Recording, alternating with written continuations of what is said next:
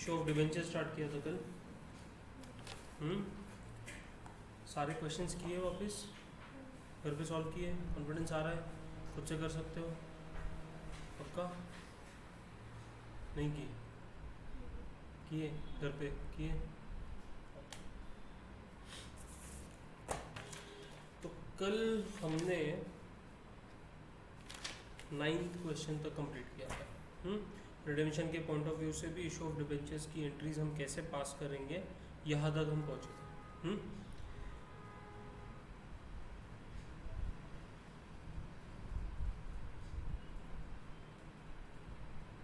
Next concept है हमारा issue of debentures as collateral security. सबसे पहले तो इस कंसेप्ट को समझते हैं।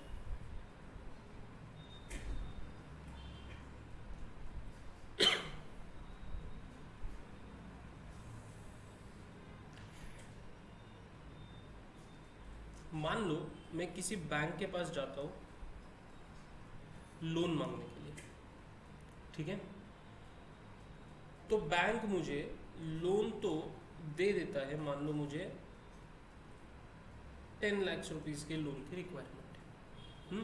बैंक मुझे लोन तो दे देता, मतलब देने के लिए कोई प्रॉब्लम नहीं है बैंक को 10 लाख रुपीस का लोन, लेकिन बैंक बोलता है कि मेरे पास इस लोन के लिए आपने कुछ तो सिक्योरिटी के तौर पे रखना है, ठीक है?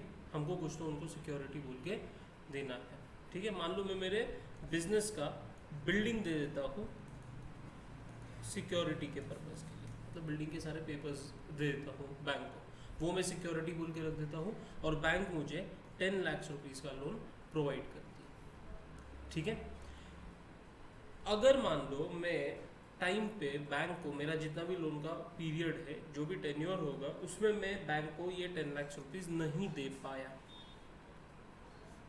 ठीक है? तो बैंक के पास क्या ऑप्शन होता है? बैंक के पास क्या ऑप्शन होता है?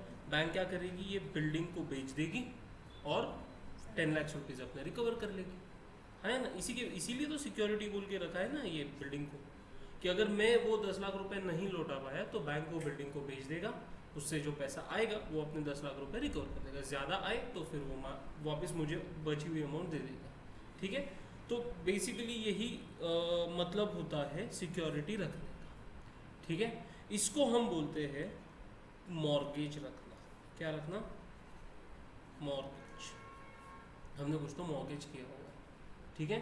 और ये जो बिल्डिंग है मॉर्गेज रखने के लिए, इसको हम बोलते हैं प्राइम या प्रिंसिपल मॉर्गेज, प्राइम और प्रिंसिपल मॉर्गेज, ठीक है? अभी बात तो समझने की कोशिश करो। मान लो मेरी एक कंपनी है, मैं बैंक के पास जाता हूँ, बोलता हूँ कि मुझे 10 लाख रुपीस का लोन चाहिए। बैंक मुझे बोलती है आप सिक्योरिटी बोल के क्या दोगे? मैं बोलता हूँ कि मैं ये बिल्डिंग दूंगा, ठीक है? बैंक बिल्डिंग का वैल्यूएशन वगैरह करती है और बोलती है कि ये बिल्डिंग का जो वैल्यूएशन है ये 7 लाख रुपीज़ ही आ रहा है, हम आपको 10 लाख रुपीज़ का लोन 7 लाख के बिल्डिंग के अगेंस्ट कैसे प्रोवाइड करें? समझ में आ रहा है मैं क्या बोल रहा हूँ?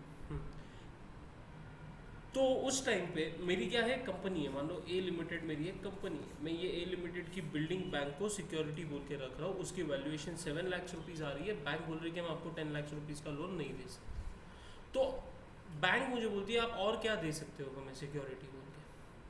तो फिर मैं बोलता हूँ कि मैं आपको डिबेंचर्स इशू करता हूँ मेरे कंपनी के। मैं आपको क्या इशू करता हूँ? डिबेंचर्स इशू करता हूँ। मान लो 5 लाख रुपए के मैं आपको क्या कर रहा हूँ? डिबेंचर्स इशू कर रहा हूँ। तो टोटल सिक्योरिटी कितनी हो गई? 12 लाख रुपीज़। इस 12 लाख के अगेंस्ट क्या मुझे 10 लाख का लोन मिल सकता है अभी? हाँ, मिल सकता है। बात समझ में आ रही है क्या बोल रहा हूँ मैं? हाँ। इस डिबेंचर्स, ये जो मैं डिबेंचर इशू कर रहा हूँ, इसको मैं बोलता हूँ कोलैटरल सिक्योरिटी। क्या बोलता हूँ? Collateral security. ये प्रिंसिपल सिक्योरिटी या प्रिंसिपल मॉर्गेज हो गया, ये कोलैटरल सिक्योरिटी हो गया। ये तभी इसको हम, ये इफेक्ट में तभी आएगी जब 10 लाख रुपए जो मैं, मतलब ए लिमिटेड अगर 10 लाख रुपए नहीं दे पाए, ए लिमिटेड 10 लाख रुपए नहीं दे पाए, ठीक है? उसके बाद बिल्डिंग बेच के भी पूरे 10 लाख रुपए रियलाइज नहीं हो पाए, तब जाके ये जो डिबेंचर्स है ये क्या होंगे? इफेक्ट में आएंगे। समझ में आ रहा है मतलब? हाँ, डायरेक्ट डिबेंचर्स के अगेंस्ट ही कुछ नहीं, मतलब मैं डिबेंचर्स दे रहा हूँ सिक्योरिटी बोल के, क्या मुझे पैसा मिल रहा है उसके अगेंस्ट? नहीं मिल रहा है। मैं सिक्योरिटी बोल के डिबेंचर्स इशू कर रहा हूँ बैंकों से। मुझे 10 लाख का लोन चाहिए, मैंने एक बिल्डिंग दे दिया, मैंने एक बिल्डिंग का वैल्यूएशन भी कम हो रहा था, उतने का लोन मुझे नहीं मिल रहा था, इसलिए मैंने और एक कोलैटरल सिक्योरिटी रख दिया। फिर एक और जो रखा उसको हम बोलते कोलैटरल सिक्योरिटी। आ रही बात समझ में? पक्का? तो हमको इसका जो है ये इफेक्ट, इसका अकाउंटिंग ट्रीटमेंट हम क्या करेंगे, हमको ये समझना है। कंसेप्ट समझ में आ गया?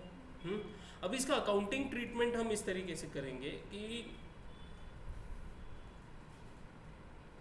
दो तरीके, कितने? दो, इसको रिकॉर्ड करने के दो तरीके। फर्स्ट तरीका ये है कि हम एंट्री ही पास नहीं करेंगे, हम एंट्री ही पास नहीं करेंगे,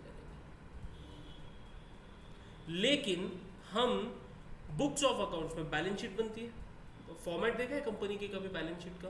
वर्टिकल फॉर्मेट में बनता है, P&L स्टेटमेंट, बैलेंस शीट, ठीक है। हमने एक क्वेश्चन इशू ऑफ शेयर्स में किया था, उसमें पूरा फॉर्मेट नहीं देखा था लेकिन रेलेवेंट चीज़ें देखी थी। तो हम नॉर्मली जैसे बैलेंस शीट बनाते हैं T फॉर्मेट में, वैसी नहीं बनती, ये वर्टिकल एक स्टेटमेंट के फॉर्म में बनता है, ठीक है। तो उसके नीचे ना हमको नोट्स टू अकाउंट्स बनाने पड़ते हैं। क्या बनाने पड़ते हैं? Notes to accounts. तो हम फर्स्ट मेथड जो है इसको रिकॉर्ड करने का ये है कि हम एंट्री पास नहीं करेंगे, लेकिन हम नोट्स टू अकाउंट्स में इसको शो करेंगे, हम नोट्स टू अकाउंट्स में इसको शो करेंगे। आधी बात समझ में क्या बोल रहा हूँ मैं? पूरा एकदम क्लियर नहीं होगा, क्वेश्चन सॉल्व करेंगे तो क्लियर हो जाएगा, लेकिन इतना समझ लो अभी के लिए कि फर्स्ट मेथड में हम एंट्री पास करेंगे नहीं, लेकिन ये जो कोलैटरल सिक्योरिटी दी है इसकी इंफॉर्मेशन हम कहाँ पे लिखेंगे? नोट्स टू अकाउंट्स में लिखेंगे, ठीक है। कोई दिक्कत है इसमें? नहीं। और दूसरे में हम एंट्री पास करते हैं, दूसरे में हम एंट्री पास करते हैं, एक मिनट सर, हेलो, हाँ बोल ना।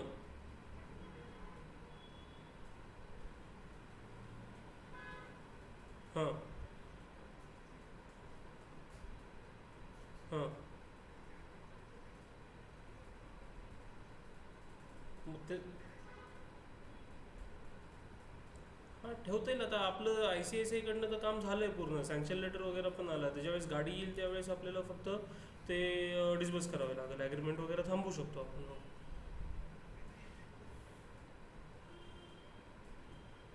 ते किती म्हटले तरी कितीपर्यंत सोडतील? बरं बरं बरं ठीक आहे मग बघ.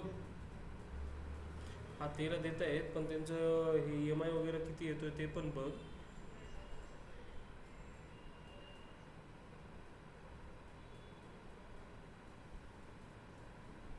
बरं ठीक आहे मग आता मग तुझं काय डिसिजन आहे तसं सांग, मग आपण पुढं. बरं बरं ठीक आहे, okay okay.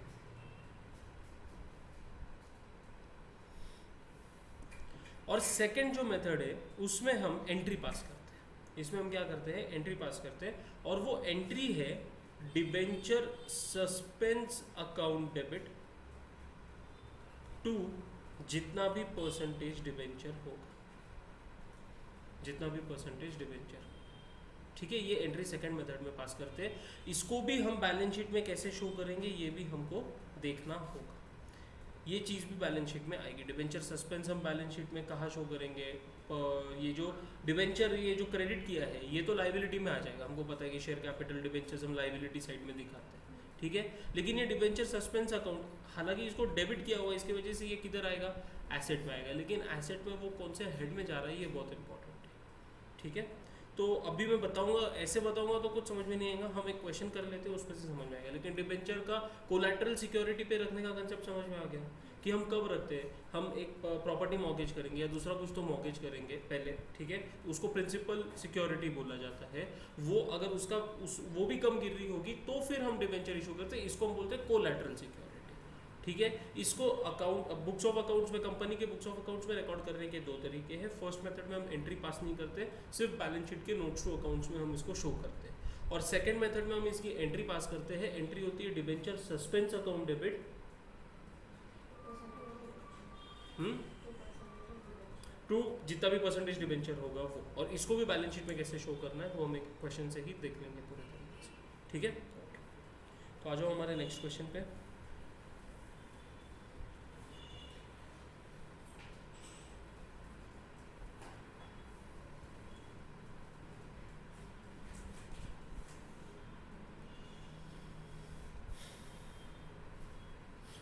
Question number 10. X Limited obtains a loan from IDBI of rupees 1 crore, giving as collateral security of rupees 1 crore 50 lakhs of rupees 10 each. 14% first mortgage debentures. मतलब यहाँ पे कोलेटरल सिक्योरिटी क्या दिया है? 14% फर्स्ट मॉर्गेज डिबेंचर्स दिए हैं। 10 रुपए का एक डिबेंचर था। टोटल कितने के डिबेंचर्स दिए हैं? 1 करोड़ 50 लाख रुपीस के against the loan of rupees 1 crore. समझ में आया? Pass the journal entries and show how this would appear in the accounts of the company using both the methods. तो दोनों मेथड से हमको इसको कैसे रिकॉर्ड करना है बुक्स ऑफ अकाउंट्स में वो हमको देखना है, ठीक है।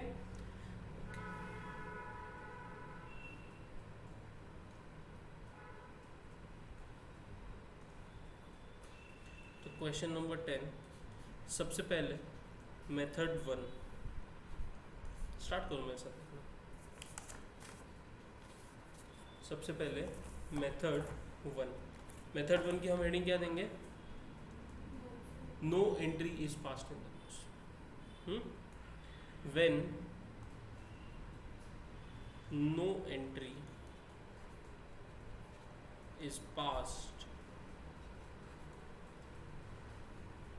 इन द बुक्स,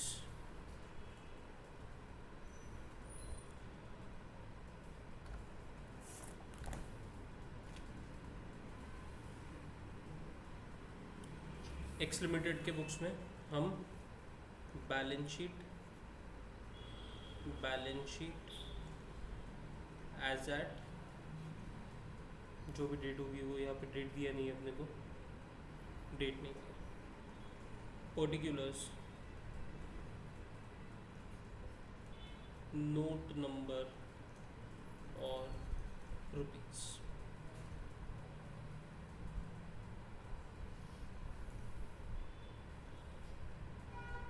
सबसे पहले आता है equity and liabilities, equity and liabilities,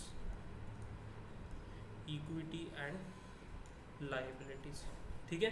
अभी बैलेंस शीट का फॉर्मेट आप एक बार सिर्फ आज घर पे जाकर ना एक बार मॉड्यूल चेक करना कंपनी अकाउंट्स का, उसमें आपको कंपनी की बैलेंस शीट का फॉर्मेट दिया होगा, ठीक है। वो फॉर्मेट आप देखोगे तो आपको समझ में आएगा कि ये वर्टिकल फॉर्मेट में पहले हम सारे लायबिलिटीज़ लिखते हैं, उसकी टोटल लेते हैं, फिर हम सारे एसेट्स लिखते हैं, उसकी टोटल लेते हैं। तो एक सीक्वेंस बनाया हुआ है इस बैलेंस शीट का, हमको वो सीक्वेंस ब्रेक नहीं करना होता है, ठीक है। लेकिन हम जैसे कि हमको क्वेश्चन कंपनी की बैलेंस शीट बनाने का आता नहीं, ये तुम्हारे इंटर का सिलेबस है, हमको सिर्फ इस ट्रांजैक्शन के रिलेटेड बैलेंस शीट में कौन सी चीज़ कहाँ पे आएगी ये दिखा, ठीक है। तो सबसे दो लाइबिलिटीज़ को दो पार्ट में बांट सकते हैं, एसेट को भी दो पार्ट में बांट सकते हैं, एक नॉन करंट और एक current. Non current liabilities and current liabilities, non current assets and current assets, ठीक है। नॉन करंट और करंट पे डिफरेंशिएट करते आते हैं। करंट मतलब विद इन द 1 ईयर की बात है, 1 साल के ऊपर की कोई भी आइटम होगा उसको हम नॉन करंट ट्रीट करते हैं, ठीक है। तो अभी यहाँ पे हमने उनको IDBI बैंक को कोलैटरल सिक्योरिटी दी है, बराबर ना। कोलैटरल सिक्योरिटी क्यों दिया? क्योंकि हमको बैंक से क्या चाहिए था? लोन चाहिए था। अभी मुझे एक बात बताओ, ये लोन शॉर्ट टर्म होगा या लॉन्ग टर्म होगा? मतलब ये कौन सी लाइबिलिटी ट्रीट की जाएगी? नॉन करंट लाइबिलिटी ट्रीट की जाएगी, बराबर ना। तो हम फर्स्ट आइटम इसमें जो लिखेंगे वो होगा non current liabilities, non current liabilities, non current liabilities, ठीक है। और ये कौन सा लोन है, शॉर्ट टर्म या लॉन्ग टर्म? तो इसमें एक और हेडिंग मतलब एक और आइटम इसमें हम लिखेंगे लॉन्ग, इसके अंदर लिखेंगे लॉन्ग टर्म बोरोइंग्स। अभी सिर्फ एक ही नॉन करंट लाइबिलिटी हो सकती है क्या? नहीं, बराबर ना। तो एक नॉन करंट लाइबिलिटी एक हेडिंग है बैलेंस शीट की। इक्विटी एंड लाइबिलिटीज में शेयर होल्डर फंड पहले आता है, ये फर्स्ट आइटम नहीं होता। अगर हम प्रॉपर बैलेंस शीट का फॉर्मेट देखें ना तो ये फर्स्ट आइटम नहीं होता, पहले आता है शेयर होल्डर फंड्स, उसमें share capital, reserves and surplus वगैरह सब आते हैं, ठीक है। उसके बाद आता है एक और आइटम है जो पेंडिंग अलॉटमेंट है उसका आइटम है, ठीक है, शेयर एप्लीकेशन पेंडिंग अलॉटमेंट बोलते हैं अपन उसको। और उसके बाद थर्ड आइटम आता है नॉन करंट लाइबिलिटीज, उसमें भी बहुत सारे आइटम्स हैं। बस है ना सर, आ लो 2 मिनट बस है, आत्मा दी बस केबिन में। और फिर आती है करंट लाइबिलिटीज, उसमें सारी उसकी हेडिंग्स होती है, उसमें क्या क्या आएगा और बाकी ट्रेड क्रेडिटर्स मतलब ट्रेड पेएबल्स वगैरह ये सब उसमें आता है, आउटस्टैंडिंग एक्सपेंसेस वगैरह। आ रही बात समझ में? तो लॉन्ग टर्म बोरोइंग्स इसको हम नोट नंबर 1 बोलेंगे, इसको हम नोट नंबर 1 में लिख के आएंगे, ठीक है। और दूसरा कुछ नहीं आएगा यहाँ पे, हम सीधा इसकी टोटल ले लेंगे। और फिर इसका सेकेंड पार्ट आएगा एसेट्स, और एसेट्स में फर्स्ट चीज जो लिखेंगे वो होगा करंट एसेट्स, क्योंकि हमने लोन लिया है।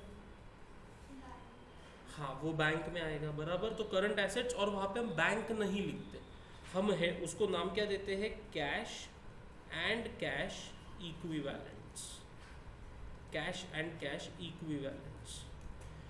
इसका एक वैसे देखा जाए तो नोट बनना चाहिए, क्योंकि उसमें cash in hand, cash at bank और बाकी बहुत सारी चीज़ें आती है, लेकिन यहाँ पे सिर्फ बैंक वाला है तो हम इधर नोट नहीं बना रहे, ठीक है। और फिर इसका भी टोटल आएगा, और फिर इसका भी टोटल आएगा। दो मिनट।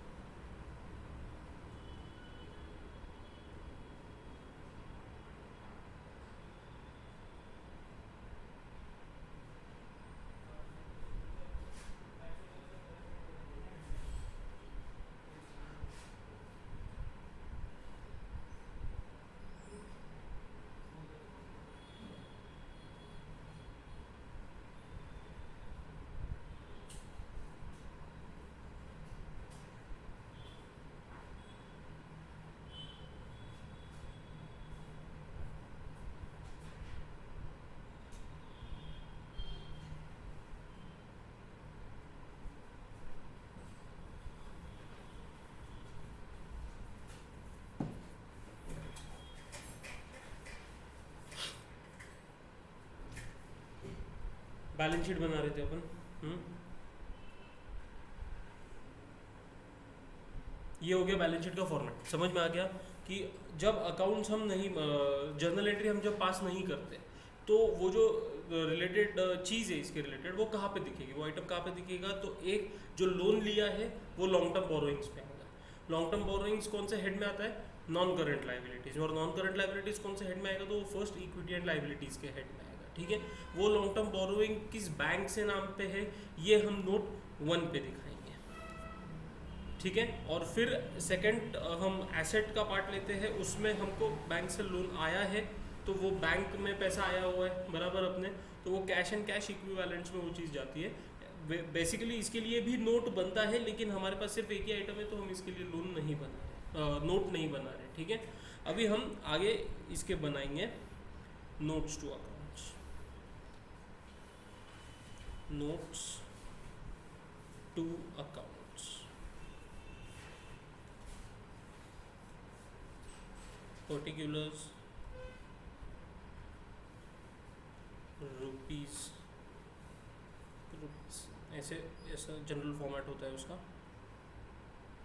और उसमें हम सबसे पहले क्या बनाने वाले, long term borrowings, long term borrowings. Long term borrowings में ये हेडिंग हो गई, इसमें एक और हेडिंग आएगी। मुझे एक बात बताओ, क्या ये अनसिक्योर्ड लोन है या सिक्योर्ड लोन है, अनसिक्योर्ड लोन है या सिक्योर्ड लोन है, लॉजिक बताओ। अनसिक्योर्ड का मतलब क्या होता है, ऐसा लोन जिसके अगेंस्ट हमने कोई सिक्योरिटी नहीं दी, और सिक्योर्ड लोन मतलब एक ऐसा लोन जिसके अगेंस्ट हमने कुछ सिक्योरिटी दी है। तो अभी ये अनसिक्योर्ड लोन है या सिक्योर्ड लोन है, सिक्योर्ड लोन है, तो एक हेडिंग और आएगी यहाँ पे सिक्योर्ड लोन के नाम से, सिक्योर्ड लोन, और उसमें हम लिखेंगे IDBI bank loan, IDBI bank loan. Outer column में लिख देना अमाउंट के, कितने का लोन था ये, 1 करोड़ रुपीस, 1 करोड़ रुपीस। ठीक है, ये तो हो गया, लेकिन हमको मेन क्या करना है, हमको ये बताना है कि हमने इस पे कोलैटरल सिक्योरिटी दिया हुआ है डिबेंचर का, बराबर ना।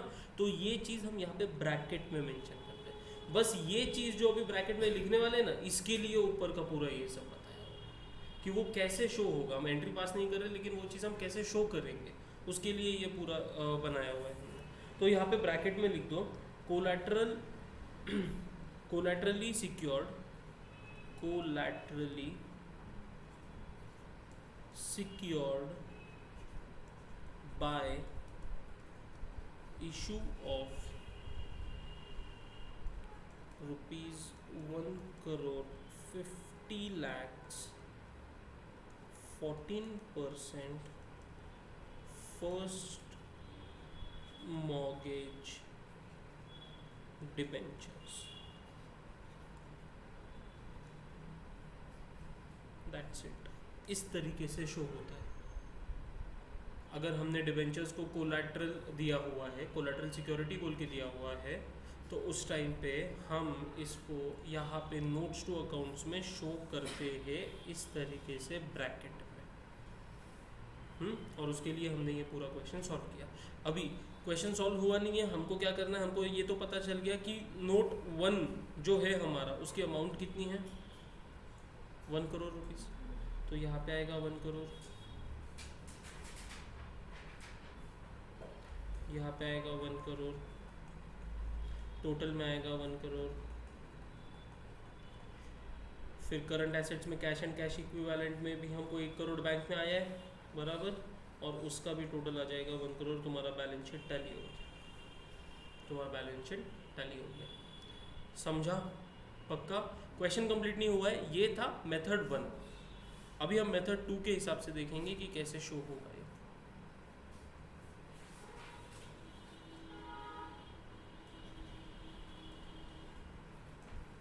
Method 2, when entry is passed in the books, है ना। मेथड 1 तक क्या था, when entry is not passed in the books. हाँ,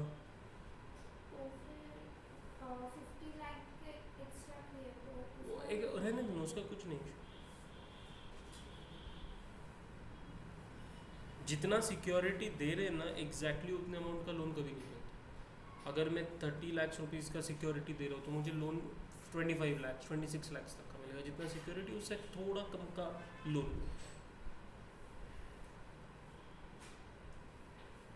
ठीक है, कोई और डाउट है? नहीं। अभी method 2, when entry is pass in the books. तो हमको तो पहले एंट्री पास करना है, तो हम पहले लिख देंगे जर्नल एंट्री, जर्नल एंट्री।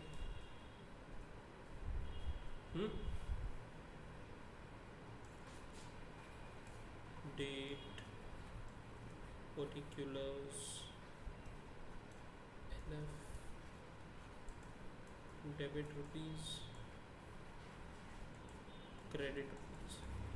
ठीक है, मैंने तुमको एंट्री बताई थी। एंट्री क्या होती है? Debenture suspense account debit, debenture suspense account debit 1,50,00,000 to कितना परसेंट डिबेंचर है? 14%। पूरा नाम लिखना होगा। 14% फर्स्ट मॉर्गेज डिबेंचर। डिबेंचर के भी अलग अलग नाम होते हैं, अलग अलग ही होता है, वो सब अपने को सिलेबस का पार्ट नहीं है। ठीक है, वो तुम आगे जाओगे तो फिर तुमको सब रहेगा। तो 14% first mortgage debenture account 1,50,00,000 rupees. ठीक है, ये तो हो गया एंट्री। लेकिन बुक्स ऑफ अकाउंट्स में ये कैसे शो होगा उसके लिए हमको फिर से बैलेंस शीट बनाना है। तो balance sheet,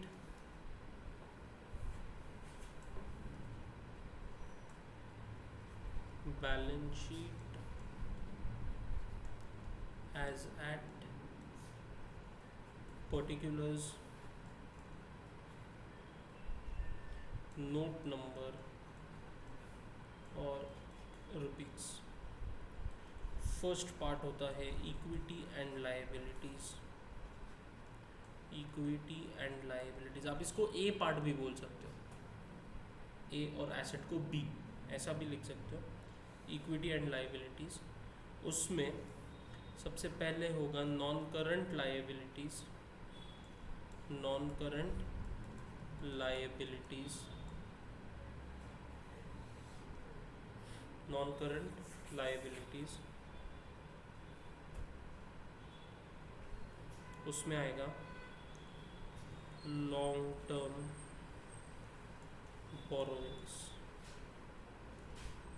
long term borrowings, note number 1, note number 1। Total लेंगे,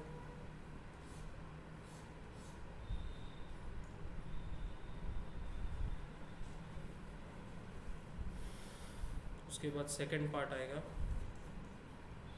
एसेट्स।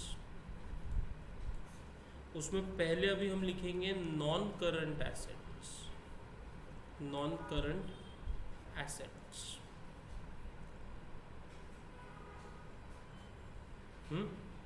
नॉन करंट एसेट्स, उसमें हम लिखेंगे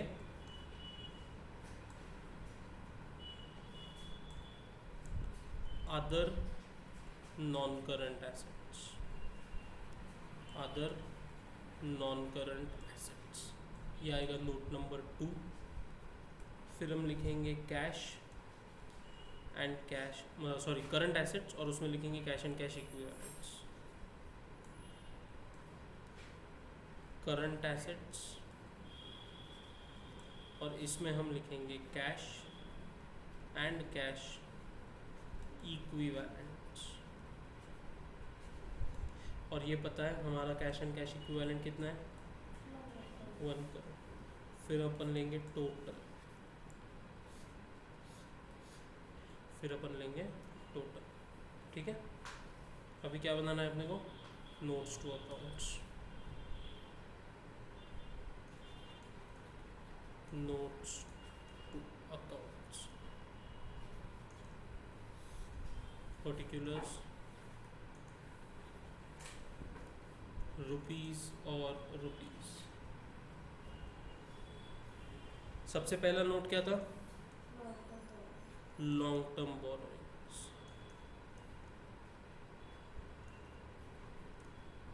अंडरलाइन करके उसमें सिक्योर्ड लोन, जो हमने लोन लिया है वो सिक्योर्ड है, बराबर ना, सिक्योर्ड लोन, उसमें हम लिखेंगे IDBI bank loan, inner column में लिखो 1 करोड़, इनर कॉलम में 1 करोड़। ठीक है, ये था सिक्योर्ड लोन, बराबर। अभी हम मेथड 2 कर रहे हैं ना, मेथड 2 कर रहे हैं मतलब यहाँ पे अपन ने जर्नल एंट्री पास किया ना, जर्नल एंट्री पास क्या किया अपन ने, एक debenture suspense account debit to 14% debenture and 14% first mortgage debenture जो भी है वो हमारे लाइबिलिटी साइड में आना चाहिए, हाँ या ना। और मैंने तुमको कल स्टार्टिंग में ही बताया था डिबेंचर एक टाइप का क्या है, लोन है, मतलब ये एक टाइप की बोरोइंग है और ये 1 साल की नहीं होती, ये लॉन्ग टर्म बोरोइंग्स ही होती है, बराबर ना, हाँ या ना, हाँ। तो लॉन्ग टर्म बोरोइंग में सिक्योर्ड लोन में IDBI बैंक आ गया, और दूसरा होगा अभी यहाँ पे 14% first mortgage debenture, first mortgage debenture 1 crore 50 lakh, outer column में गया 2 crore 50 lakh, 2 crore 50 lakh.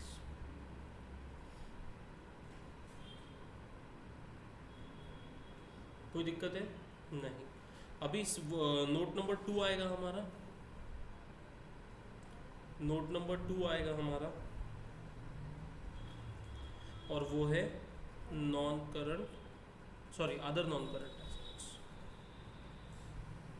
Other non current assets, Kevin, other non current asset, इसमें अंडरलाइन करेंगे। और हमारा जो अदर नॉन करंट एसेट है, हमने एंट्री क्या पास की थी, debenture suspense account debit to 14% debenture, 14% debenture को तो अपन ने लॉन्ग टर्म बोरोइंग्स में देखा दिया, जो डिवेंचर सस्पेंस अकाउंट है ये हमारा अदर नॉन करंट एसेट में आता है।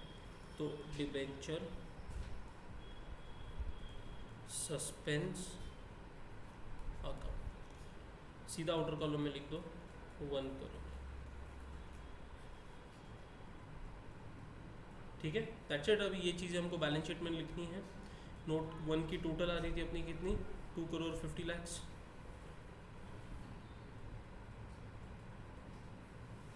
2 करोड़ 50 लाख। नोट 1 का टोटल आउटर कॉलम में कितना लेके गए थे, 2 करोड़ 50 लाख ना, और यही इक्विटी एंड लायबिलिटीज का टोटल हो जाएगा 2 करोड़ 50 लाख। नोट 2 का टोटल था 1 करोड़ 50 लाख। गलत लिखा है क्या मैंने कुछ, हाँ सॉरी,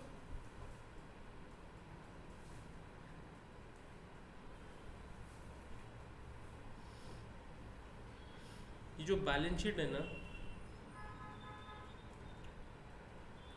इसका काम थोड़ा रटने वाला है जब कंपनी की बैलेंस शीट आती है। तो क्यों रटना है पता है, इसका फॉर्मेट है और उसी फॉर्मेट में वो होना चाहिए, एक भी आइटम ऊपर नीचे नहीं होना चाहिए हेडिंग्स में। तो इसकी भी टोटल कितनी आ गई, और बैलेंस शीट हमारी टाइप। तो अगर कोलैटरल सिक्योरिटी पे क्वेश्चन आता है और बोलते हैं कि बुक्स ऑफ अकाउंट्स में कैसे शो होगा, दोनों मेथड मैंने आपको बता दिए। मेथड 1 जब एंट्री पास नहीं करेंगे तब हम बुक्स ऑफ अकाउंट्स में कैसे शो करेंगे, मेथड 2 एंट्री पास करेंगे वो क्या एंट्री होगी और उसको बुक्स ऑफ अकाउंट्स में कैसे शो करेंगे, ठीक है। अगर दोनों मेथड से आया तो बहुत अच्छी बात है। अगर मान लो उन्होंने सिर्फ बोला कि बुक्स ऑफ अकाउंट्स में कैसे शो होगा ये बताओ, मेथड उन्होंने नहीं बोला, तो बाय डिफ़ॉल्ट हम मेथड 1 चूज़ करेंगे। हम एंट्री पास नहीं करेंगे, हम सीधा बैलेंस शीट में वो कैसे शो होगा वो बताएंगे, क्योंकि वो मेथड ज़्यादा लॉजिकल है। एक्चुअल में डिबेंचर इशू नहीं किए शायद, है या ना, हम इसको सिर्फ सिक्योरिटी बोल के देने के लिए हमने डिबेंचर इशू किया, है या ना। तो मेथड 1 इज़ मोर लॉजिकल। तो जब अगर स्पेसिफाई नहीं किया है कौन सा मेथड बताना है तो हम मेथड 1 से ही बताएं, और उन्होंने स्पेसिफिकली बोल दिया मेथड 2 बताओ तो मेथड 2, दोनों मेथड बताओ तो दोनों मेथड बताओ। आ रही बात समझ में, पक्का क्लियर है, आगे बढ़े। ये एक कंसेप्ट यहाँ पे खत्म हुआ।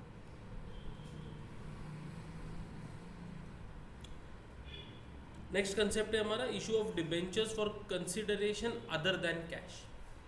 बहुत ही सिंपल कंसेप्ट है, सीधा क्वेश्चन से समझते हैं। आरटीपी में 18 में ये क्वेश्चन आया हुआ था एक बार। Riya limited issued 20,000 14% debentures of the nominal value of ₹1 crore as follows. Nominal value यानी फेस वैल्यू होती है, फेस वैल्यू का दूसरा नाम नॉमिनल वैल्यू है। कितने रुपए का एक डिबेंचर था ऐसा नहीं बताया हुआ, ठीक है।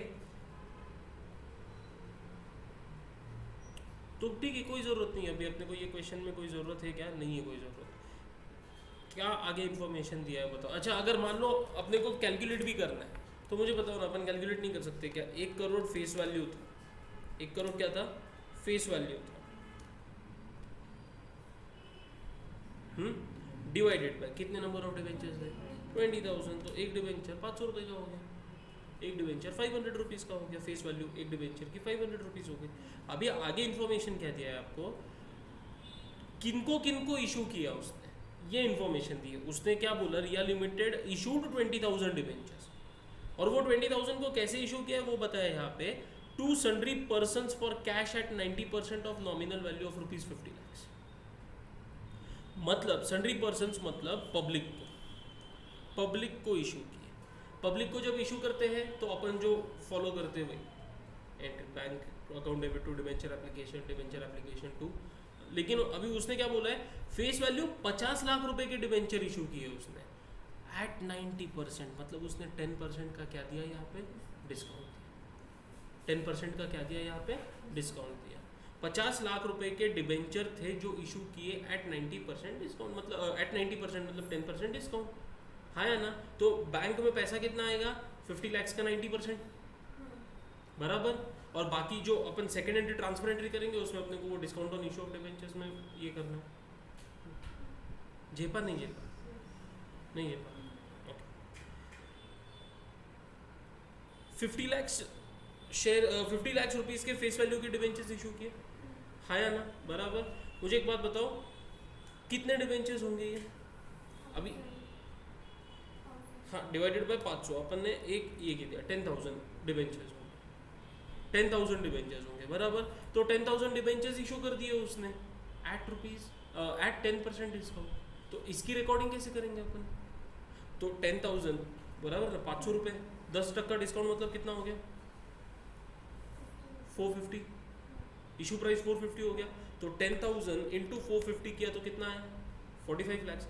मैं आपको बोल रहा हूँ कि 50 लाख का 90% आया, सॉरी 50 लाख का 90% आया, 45 लाख आया, यही तो बात बता रहा था मैं। हाँ, तो सीधा 50 लाख का 90% ये बैंक में आया। ट्रांसफर करने के लिए अपन जब जाएंगे तो उसमें अपने को 50 लाख में से 45 लाख ही आया है, मतलब 5 लाख नहीं आया, ये आने वाला है क्या, नहीं, ये डिस्काउंट है। तो वो 5 लाख का डिस्काउंट अपन ट्रांसफर में कंसिडर करेंगे, समझा। ये एक चीज हो गया। दूसरा, उन्होंने बोला है कि एक वेंडर था जिसके पास से उसने फिक्स्ड एसेट परचेज किया था 20 लाख रुपए का, ठीक है, उसको 25 लाख रुपए नॉमिनल वैल्यू के डिबेंचर्स दिए, उसको 25 लाख रुपए के नॉमिनल। अभी इसका लॉजिक समझो, मैं तुम्हारे पास से एक फिक्स्ड एसेट परचेज कर रहा हूँ, उसकी प्राइस है, उसकी कॉस्ट है 20 लाख रुपए, मैं 20 लाख की एक चीज आपके पास से ले रहा और आपको 25 लाख का डिबेंचर दे रहा, मतलब मैंने आपको भी जो डिबेंचर है वो डिस्काउंट पे इशू किया, छिपा गया। 25 लाख नॉमिनल वैल्यू ना, फेस वैल्यू है, मतलब अपन लॉजिक इस तरीके से लगा सकते हैं ना कि 25 लाख का डिबेंचर 20 लाख के एसेट के लिए दिया है, क्या मैं पागल हूं? नहीं, मैंने क्यों ऐसा किया, क्योंकि मैं आपको डिस्काउंट पे इशू कर रहा हूं वो चीज, समझ रहा है? पक्का? ओके। अभी वापिस एक बार, अभी यहाँ पे ना अपने को कितने डिबेंचर्स इशू किए मुझे बताओ।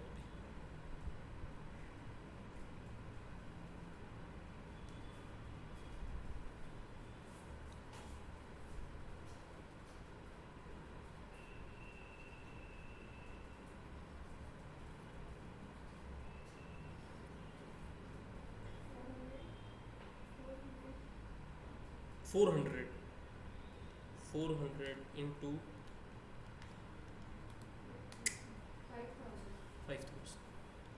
5,000 into 500, ये होता है 25 लाख रुपए, और 25 लाख रुपए फेस वैल्यू का दिया है 20 लाख रुपए में, नहीं छुपा?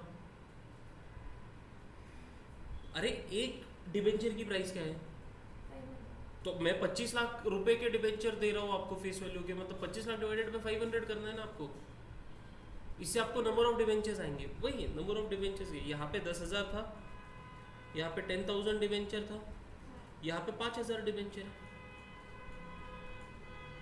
बराबर ना।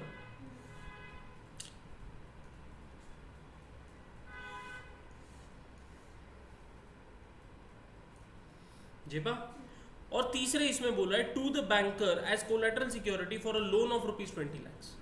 बैंकर से 20 लाख का लोन लिया, उसको भी 25 लाख रुपए नॉमिनल वैल्यू का, मतलब इसको भी 5,000 डिवेंचर दिए।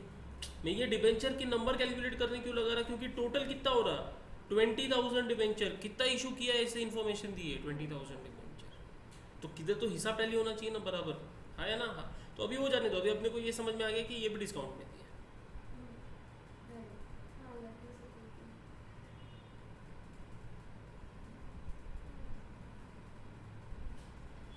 कोलेटरल सिक्योरिटी डिस्काउंट पे दो ना दो, एंट्री क्या करेंगे अपन इसके, अब भी कंसेप्ट देखा अपन, एंट्री क्या करेंगे।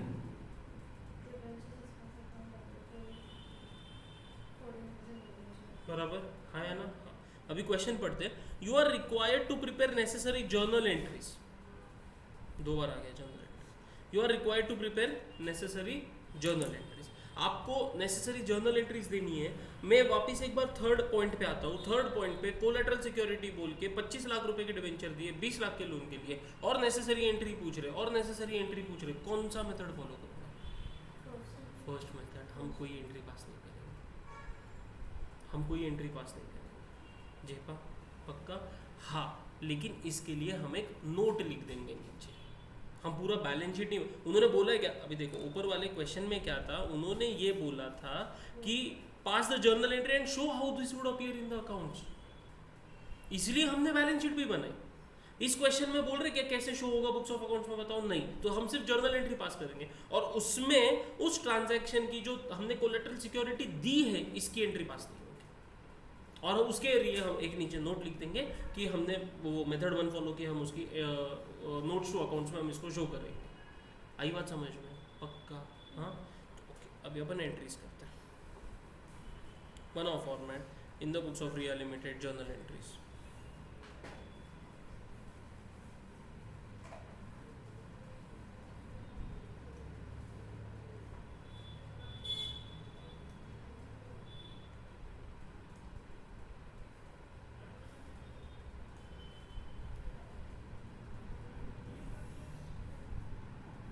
क्वेश्चन नंबर क्या है, 11।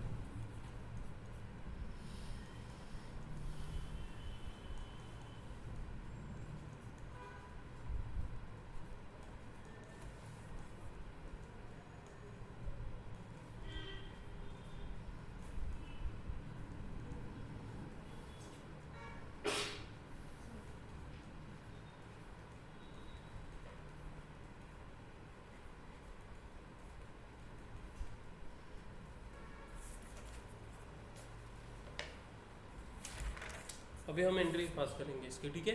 तो ये डेट वगैरह कुछ दिया हुआ नहीं है अपने को, है ना। तो ऐसे लिखेंगे अपन, फर्स्ट में ए एंट्री, फर्स्ट की ए एंट्री। क्या बोला उन्होंने, सन्ड्री पर्सन मतलब पब्लिक को 50 लाख रुपीज़ के डिबेंचर इशू किए, बराबर एट 90%, एट 90%। मतलब बैंक अकाउंट डेबिट होगा, बैंक अकाउंट डेबिट होगा 50 lakhs इंटू 90%, ये आएगा 45 lakhs टू कितना परसेंट डिबेंचर है, 14% डिबेंचर, 14% डिबेंचर एप्लीकेशन अकाउंट। ये तो एकदम नॉर्मल सी बात हो गई, जैसे अपन स्टार्टिंग से सीखते आ रहे हैं उसके हिसाब से रिकॉर्ड करेंगे। और इसका बी पार्ट यहाँ तक साथ में, इसका B part 14% debenture application account debit 45 lakhs, discount on issue of debenture account debit 5 lakhs to 14% debenture account 50 lakhs। कोई दिक्कत नहीं। सेकंड में हम ए एंट्री पास करेंगे पहले। मुझे बताओ सेकंड ट्रांजैक्शन क्या था। हमने वेंडर को इशू किए फिक्स्ड एसेट परचेज करने के ऊपर, बराबर ना। तो सबसे पहले फिक्स्ड एसेट परचेज करने की एंट्री पास करो। Fixed asset account debit, fixed asset account debit 20 lakhs to vendor account 20 lakhs। समझा क्या? हमने एसेट की एंट्री क्या करते हैं अपन, एसेट अकाउंट डेबिट टू, अगर कैश में परचेज किया तो कैश और बैंक अकाउंट, और अगर क्रेडिट परचेज किया तो क्रेडिटर अकाउंट। तो यहाँ पे उन्होंने क्रेडिटर की जगह पे वेंडर बोला है तो अपन ने वेंडर लिख दिया। Fix asset account debit to vendor account. और इसको हमने पेमेंट किस तरीके से किया, तो अभी पेमेंट कर रहे हैं तो वेंडर अकाउंट डेबिट हो जाएगा, पेमेंट कर रहे हैं तो वेंडर अकाउंट डेबिट हो जाएगा, आया ना। 20 लाख रुपीज से उसको कितना देना था, 20 लाख, वेंडर अकाउंट डेबिट हो गया 20 lakh.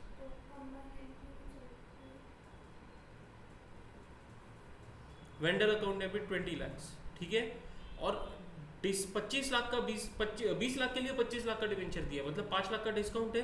Discount on issue of debenture account debit, समझा क्या? Discount on issue of debenture account debit 5 lakhs to 12%, sorry 14% debenture account 25 lakhs।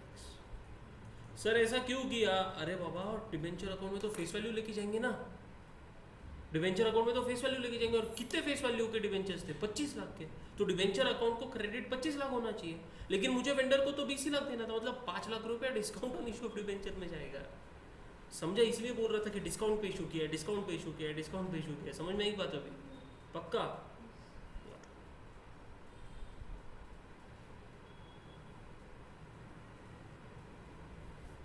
RTP का क्वेश्चन है बहुत इजी।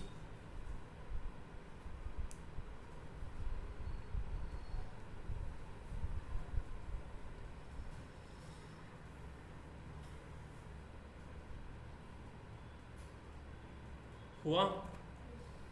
थर्ड ट्रांजैक्शन क्या है? हमने बैंक लोन लिया और उसके अगेंस्ट हमने कोलेटरल सिक्योरिटी दी। तो कोलेटरल सिक्योरिटी की एंट्री नहीं करेंगे, लेकिन बैंक लोन आया है उसकी तो एंट्री करेंगे। बैंक लोन अपन ने बैंक लोन लिया, मेरे बैंक में पैसा आया, bank account debit to bank loan account, है ना। देखो उन्होंने बोला है क्या सिर्फ डिबेंचर्स के रिलेटेड इशू एंट्रीज करो, उन्होंने क्या बोला है, नेसेसरी एंट्रीज करो। तो this is the necessary entry, bank account debit to bank loan account. और बैंक लोन अकाउंट जहाँ पे किया है ना, वहाँ पे नोट का रेफरेंस दे दो, नोट, सिर्फ नोट लिख दो 20 lakhs।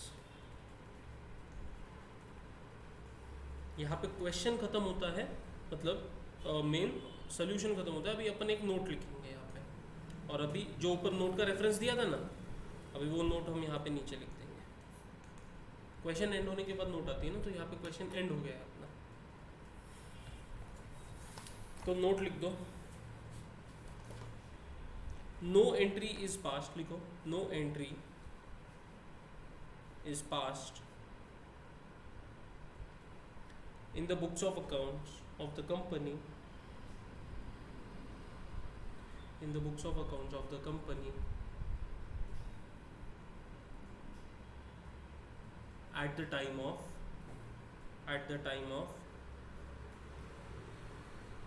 issuing debentures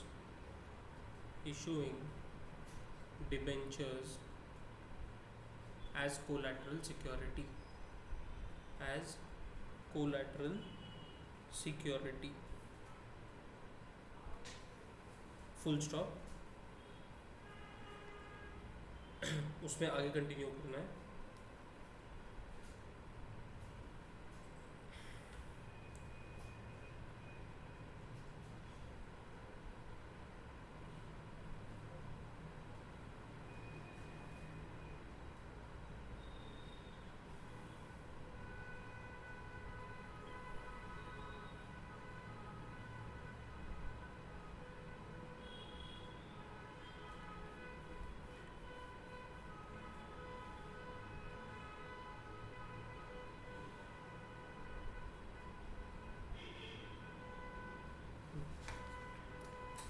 उसमें लिख दो कि फुल स्टॉप, आगे कंटिन्यू करो कि we will record the fact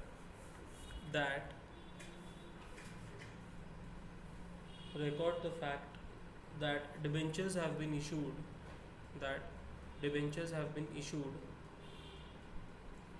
as collateral security in the double inverted comma में लिखना notes to accounts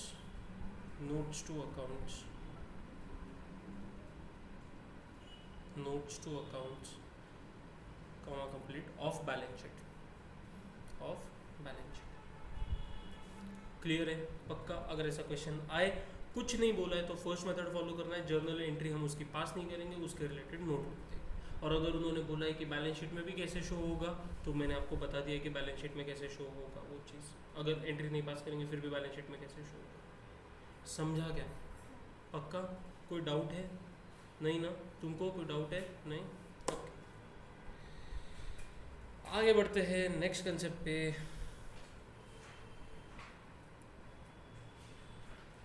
बस ये छोटे छोटे जो कंसेप्ट्स है ना, इसकी वजह से ये चैप्टर बहुत कंफ्यूजिंग लगता है। इशू ऑफ शेयर्स में ऐसा कुछ नहीं था, कुछ भी नहीं। क्वेश्चन नंबर 12, सुविधा limited purchased machinery worth rupees 1,98,000 from Hemant Limited. The payment was made by issue of 12% debentures of rupees 100 each. 1,98,000 की मशीनरी सुविधा लिमिटेड ने हेमंत लिमिटेड से परचेज किया। उसका जो पेमेंट है वो 12% डिबेंचर्स दे के किया है। कितने का एक डिबेंचर था? 100 रुपए का एक डिबेंचर था। Pass the necessary journal entries for the purchase of machinery and issue of debentures when debentures are issued at par, debentures are issued at 10% discount and debentures are issued at 10% premium. करेंगे पक्का? अभी नहीं difficult लगेगा ये question. Question 12 सुविधा limited के books में journal entries,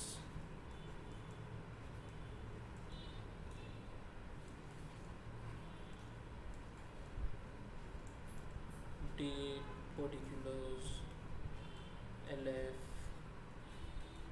debit rupees, credit rupees.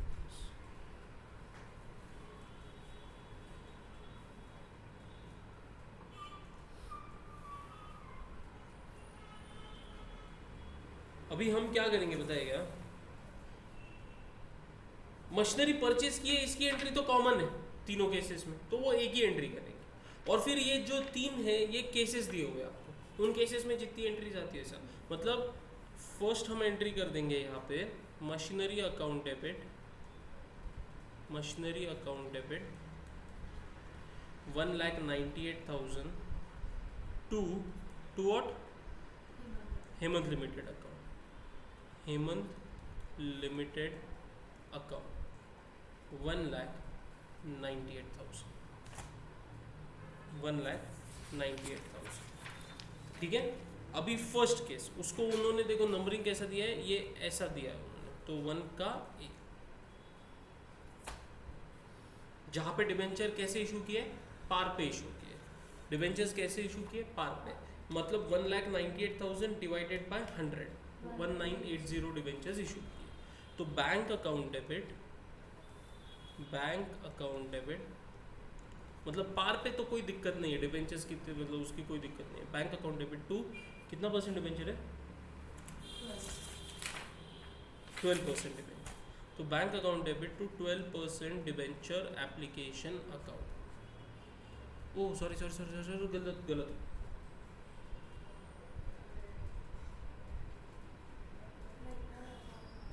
ये नहीं कर रहे, वेंडर को दे रहे अपन। Hemant limited account debit to 12% सीधा डिबेंचर अकाउंट 1,98,000। समझा क्या? हम उसको नॉर्मल इशू करने चले थे, बैंक में आया, फिर अपन ने उसको ट्रांसफ़र किया। नहीं, अपन हेमंत लिमिटेड को दे रहे वो पैसा, तो वो डिबेंचर कैश के बदले। तो 1A नहीं होगा, ये 1 की एंट्री हो जाएगी सीधा।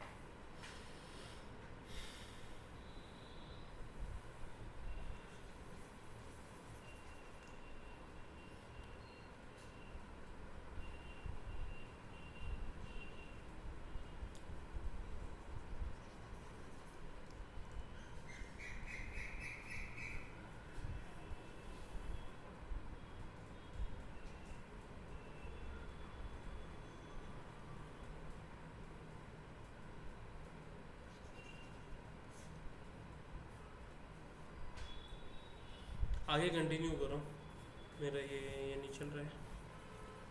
सेकंड केस में क्या बोला है, डिस्काउंट पे इशू किया है, तो हम एंट्री क्या करेंगे? एंट्री क्या करेंगे बोलो मुझे? हाँ, एंट्री पास करो, अमाउंट मत लिखना, एंट्री पास करो।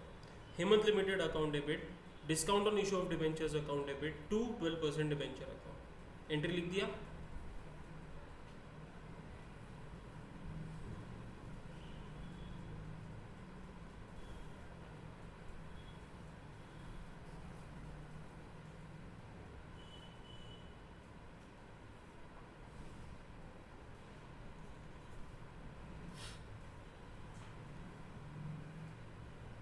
एंट्री लिख दिया। अभी मुझे एक बात बताओ, सिंपल सी बात, कितने डिबेंचर्स इशू किए होंगे मैंने? कैलकुलेट करके बताओ। 1980 डिबेंचर इशू किए हैं डिस्काउंट पे 10%, मतलब 90 रुपये में। पैसे कितने हो रहे? 178,200। कैसे होगा? अपने को तो पेमेंट 1,98,000 का करने का है ना? नहीं छिपा। 2,200 कैसे किया? 1,98,000 डिवाइडेड बाय 90। हम जब 2,200 डिबेंचर्स इशू करेंगे तब हम उसको प्रॉपर 1,98,000 का पेमेंट कर सकेंगे। समझ में आया? तो हेमंत लिमिटेड अकाउंट डेबिट 1,98,000 कर दिया। हाँ, उधर ब्रैकेट में लिखो 2,200 इंटू 90।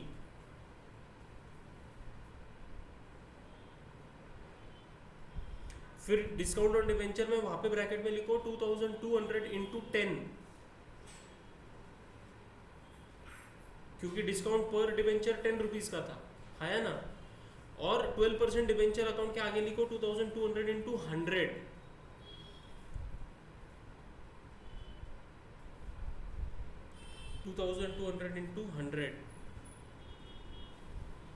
अभी काम करेगा ये।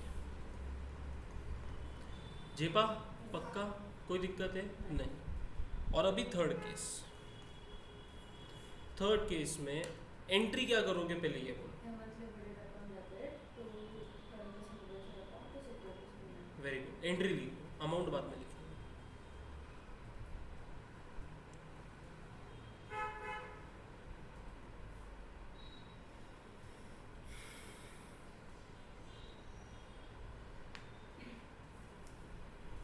एंट्री लिखा। अभी मुझे बताओ कितने नंबर ऑफ डिबेंचर्स इशू करोगे? कैलकुलेट करो, चलाओ calculator.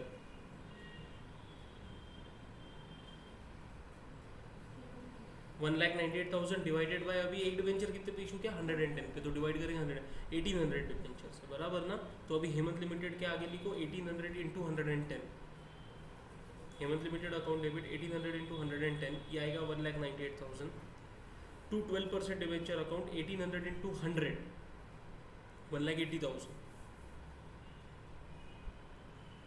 To securities premium account, वहाँ पे लिखो 1800 इंटू 18,000। फर्स्ट क्वेश्चन में मतलब ये कंसेप्ट का जो पहला वाला क्वेश्चन देखा उसमें हमको नंबर ऑफ डिबेंचर से कोई लेना देना नहीं था, वो तो मैं सिर्फ टैली कराने के लिए आपको कैलकुलेट करने के लिए बोल रहा था, बराबर ना, क्योंकि वहाँ पे हमको फेस वैल्यू दे दी थी। यहाँ पे वैसा नहीं है, यहाँ पे अपने को कितने फेस वैल्यू के डिबेंचर इशू किए ये नहीं बोला है ना, तो इसकी वजह से यहाँ पे डिबेंचर कैलकुलेट करना बहुत ज़रूरी है। तो देखो सेकंड केस में अपने को 2200 डिबेंचर्स आए, थर्ड केस में अपने को 1800 ही डिबेंचर्स आए। जब नंबर पता चलेगा तो अपन बराबर उससे मल्टीप्लाई करके या तो डिस्काउंट का अमाउंट पता कर पाएंगे या तो सिक्योरिटीज प्रीमियम का अमाउंट पता कर पाएंगे। हेमंत लिमिटेड को तो पेमेंट 198 का जाना ही है, बराबर ना, लेकिन वो नंबर ऑफ डिबेंचर्स चेंज होने की वजह से डिस्काउंट का अमाउंट बदल जाता और सिक्योरिटीज प्रीमियम का अमाउंट बदल जाता। समझा? पक्का? कोई दिक्कत? डाउट रहने के बाद में बोलते जाओ। अभी आते हैं एक बहुत ही इंटरेस्टिंग कंसेप्ट पे। ये कंसेप्ट अगर आपको पता होता तो जो लास्ट टेस्ट सीरीज है आपकी हुई उसमें जो डिवेंचर का क्वेश्चन था वो सॉल्व हो जाता। वापस से बहुत ही इजी कंसेप्ट है, लेकिन थोड़ा इसमें ना हमारा फॉर्मेट बदल जाता क्वेश्चन को लिखने का, आंसर सॉल्व करने का। ठीक है, उन्होंने बोला है ट्रीटमेंट, कंसेप्ट का नाम है ट्रीटमेंट ऑफ डिस्काउंट और loss on issue of debenture. क्या ये discount on issue of debenture या loss on issue of debenture ये नाम सुना सुना लग रहा? किया ना अपन ने पिछले कंसेप्ट में, अपने को मालूम है ये क्या है। Discount on issue of debenture मतलब हमने जब इशू डिस्काउंट पे किया है, और loss on issue of debenture मतलब रिडेम्पशन के टाइम पे प्रीमियम पे कर रहे हैं, बराबर ना, और इशू भी डिस्काउंट पे होगा तो वो दोनों मर्ज हो जाते हैं। इसका ट्रीटमेंट तुम कैसे करोगे तुम्हारे बुक्स अकाउंट्स, मतलब अकाउंटिंग एंट्री तो अपन ने देख ली, इसको बुक्स में कैसे रिकॉर्ड करते हैं ये देख लिया, बराबर। अभी बात ये है कि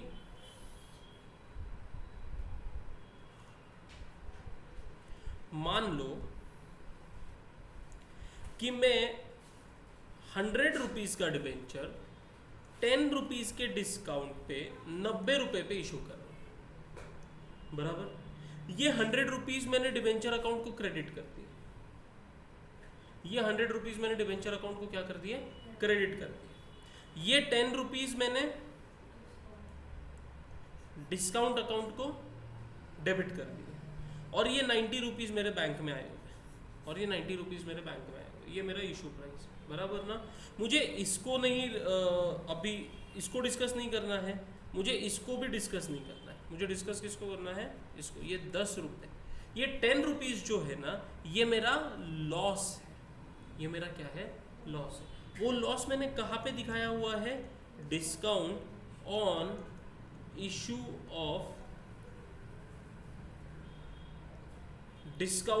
इशू ऑफ डिबेंचर अकाउंट में दिखाया। और ये अकाउंट कौन सा बैलेंस शो कर रहा है, डेबिट बैलेंस शो कर रहा है, बराबर ना, चाहे डिस्काउंट हो चाहे loss on issue of debenture. ये अकाउंट कौन सा बैलेंस शो कर रहा, डेबिट बैलेंस शो कर रहा, बराबर। मतलब ये जो अकाउंट है ये बैलेंस शीट के एसेट साइड में दिख रहा है क्योंकि इसका डेबिट बैलेंस, ये बैलेंस शीट के एसेट साइड में जाएगा क्योंकि इसका क्या है, डेबिट बैलेंस है। कोई दिक्कत? बात ये है कि ये तो मेरा लॉस है तो मेरा लॉस, बराबर, और लॉस है तो ये P&L के डेबिट में जाना चाहिए था, ये एसेट में नहीं जाते हुए ये किधर जाना चाहिए था, P&L अकाउंट के डेबिट साइड में जाना चाहिए था, क्योंकि सारे लॉसेस अपन P&L को डेबिट करते हैं, है या ना। तो ये वहां पे क्यों नहीं जा रहा, ये बहुत बड़ा क्वेश्चन है। और इसको समझने के लिए मुझे एक बात बताओ, हम प्रॉफिट एंड लॉस अकाउंट 1 साल के पीरियड का बनाते हैं फॉर द ईयर एंडेड 31 मार्च या 31 दिसंबर, बराबर, लेकिन हम बनाते हैं बैलेंस शीट एज ऑन 31 दिसंबर कि 31 दिसंबर बोलो या 31 उस तारीख की बैलेंस शीट क्या है, बराबर। और P&L हम 1 साल का बनाते हैं 1 अप्रैल टू 31 मार्च या 1 जनवरी टू 31 दिसंबर, बराबर ना। हम ये जो लॉस हो रहा है ये पूरा का पूरा लॉस एक ही साथ P&L में डेबिट नहीं कर सकते। रीजन बीइंग मैंने जो ये लॉस मैंने कहाँ पे कमाया, डिबेंचर इशू करके कमाया। और ये जो मैंने डिबेंचर इशू किए हैं ये मैंने एक पर्टिकुलर पीरियड के लिए किए हैं, 2 साल 4 साल 5 साल 8 साल 10 साल जो भी पीरियड होगा। समझ में आ रही है मेरी बात क्या बोल रहा हूँ मैं? तो मान लो मैं ये 5 इयर्स के लिए मैंने डिबेंचर्स को इशू किया, मतलब आफ्टर 5 इयर्स में रिडीम करने वाला, बराबर ना। तो फिर ये जो लॉस हुआ है मुझे discount on issue of debenture पे, ये जो 10 रुपए का नुकसान है, ये 5 साल में डिस्ट्रीब्यूट होना चाहिए या ये एक ही साल के P&L में जाना चाहिए? 5 साल में डिस्ट्रीब्यूट होना चाहिए। और फिर उस साल का जितना अमाउंट है वो अमाउंट उस साल के P&L में जाना चाहिए। समझा?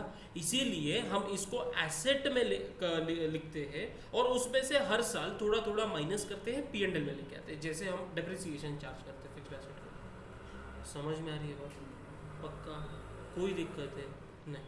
अभी ये जो कंसेप्ट मैंने आपको समझाया, इसको रिकॉर्ड करने के, इसको रिकॉर्ड नहीं, इसके कैलकुलेशन के 2 तरीके। ये कैलकुलेशन, सिंपल कैलकुलेशन, 10 रुपए को 5 साल में बांट दो, 2 रुपया हर साल P&L में डेबिट होगा। This is one method. There is another method, there is another method. उसकी बात एक क्वेश्चन की बात करेंगे। पहले हमने ये चीज तो सीख ली, ये चीज तो सीख ली, जितना डिस्काउंट है वो मैं डिस्ट्रीब्यूट करूंगा नंबर ऑफ ईयर्स। कब पता है कि ये कब होता है? सुनो मेरी बात, जब अभी तक जितने क्वेश्चन किए कि जब मैं डिबेंचर की अमाउंट पूरी की पूरी 5 साल बाद दूंगा, 8 साल बाद दूंगा, 10 साल बाद दूंगा। समझ में आ रहा है? उस केसेस में हम जितना भी डिस्काउंट है उसको उस नंबर ऑफ ईयर से डिवाइड कर देते हैं और इक्वली हर एक साल में डिस्ट्रीब्यूट कर देते हैं और उतना उतना डिस्काउंट हर साल P&L में जाएगा। इसकी एंट्री P&L में ट्रांसफर करने की एंट्री होती है। मुझे बताओ, लॉस और discount on issue of debentures debit balance show कर रहा है, इसमें से मुझे हर साल थोड़ा थोड़ा निकालना है, मैं एंट्री क्या करूंगा? और P&L में ट्रांसफर करना है, मैं एंट्री क्या करूंगा? P&L account debit to loss और discount on issue of debenture account, बराबर। तो एंट्री में कोई दिक्कत नहीं थी, एंट्री बहुत ईजी है। दिक्कत कैलकुलेशन में आती है और वो कैलकुलेशन अभी अपन सीखते हैं। एक तो बता दिया मैंने, 2 रुपया इक्वली हर साल में डिस्ट्रीब्यूट कर दो, ये तो सिंपल कैलकुलेशन है, इस पे 5 मार्क का क्वेश्चन नहीं आएगा। तो क्वेश्चन आएगा सेकंड इसमें, लेकिन पहले फर्स्ट वाला देख लेते फिर सेकंड वाले पे जाते। समझा?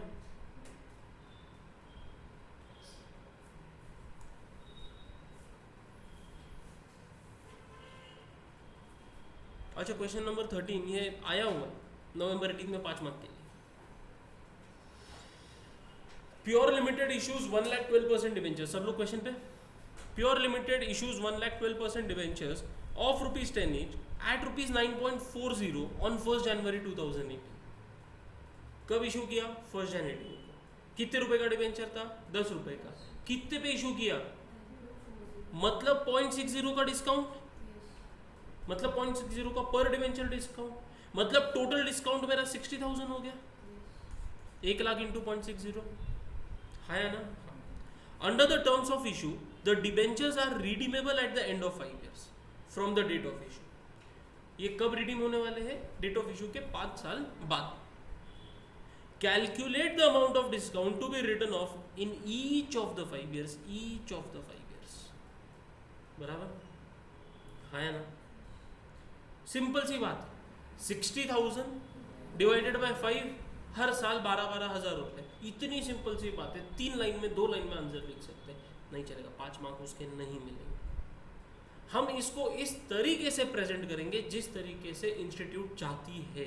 नवंबर 18 का क्वेश्चन है 5 मार्क्स के लिए, इसका सजेस्टेड आंसर जो है उसमें जो इंस्टीट्यूट ने फॉर्मेट दिया है हम उसी फॉर्मेट में इसको लिखें ताकि अपने को 5 मार्क मिले। 2 लाइन में 5 मार्क, बहुत सिंपल सा कैलकुलेशन है, मतलब इधर लिखने की भी ज़रूरत नहीं, लेकिन अपने को प्रेजेंट करना होगा उसको प्रॉपर तरीके से। समझ रहा है? पक्का? तो उसके वो प्रेजेंटेशन के 5 मार्क्स है आपको।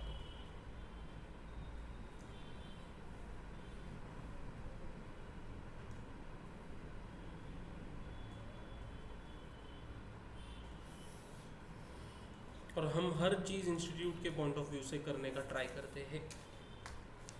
क्वेश्चन नंबर 13, इसको हम पहले तो लिखेंगे total discount.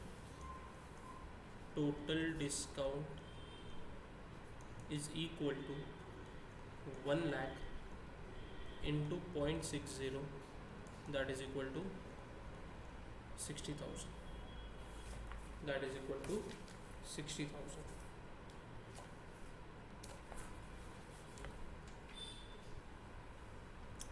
This will be, लिखो, this will be written off as follows, as follows। अभी मैं एक टेबल बना रहा हूँ, मेरे को पहले बनाने दो और फिर आप बनाओ उसको देख के। year end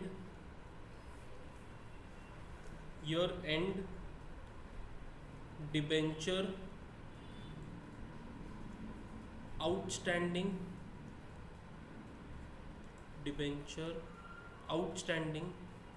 उसके बाद ratio in which discount is to be written off, ratio in which discount is to be written off, और amount of discount to be written off। 4 columns का year end debenture outstanding, ratio in which discount is to be written off, और amount of discount to be written of.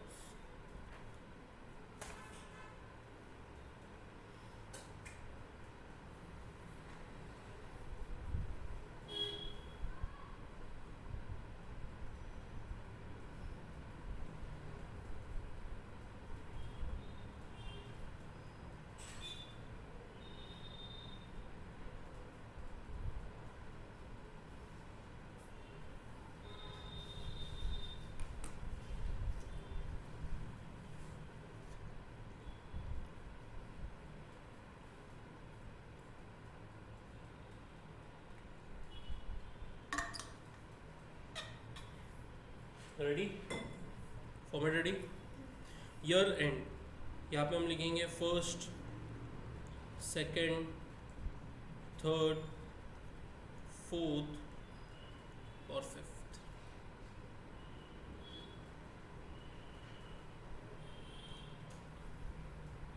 First year के and में मुझे बताओ कितने के debenture outstanding थे। हमने टोटल इशू कितने का किया, 1 लाख डिबेंचर, फेस वैल्यू क्या थी, तो टोटल कितना डिबेंचर हो गया, डिबेंचर का अमाउंट कितना हो गया total, 1 lakh debenture into 10 lakh बराबर। फर्स्ट ईयर के एंड में आपको कितने डिबेंचर आउटस्टैंडिंग थे आपके लिए, 10 लाख, आप बराबर ना, है ना। सेकेंड ईयर के एंड में कितने डिबेंचर आउटस्टैंडिंग थे, हर साल 10 लाख एग्जैक्टली। मैं बोल रहा हूँ आंसर 2 लाइन का था, इजीली आंसर दे सकते थे, नहीं 5 मार्क के लिए 2 लाइन का आंसर नहीं, एक फॉर्मेट है, उस फॉर्मेट में अपने को आंसर लिखना है। हर साल 10 लाख, हर साल 10 लाख, ठीक है। किस रेशियो में देने वाले अपन, क्या किया अपन ने, 60,000, मतलब क्या किया अपन ने, 1/5, रेशियो क्या दिया अपन ने, 1/5, 60,000 इंटू 1/5, 60,000 इंटू 1/5। तो ratio in which discount is to be written off 1/5, हर एक साल में 1/5, 1/5, 1/5, 1/5।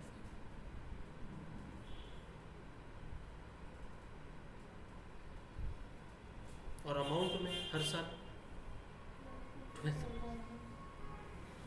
That's it. ऐसा लिखोगे तो 5 मार्क मिलेंगे।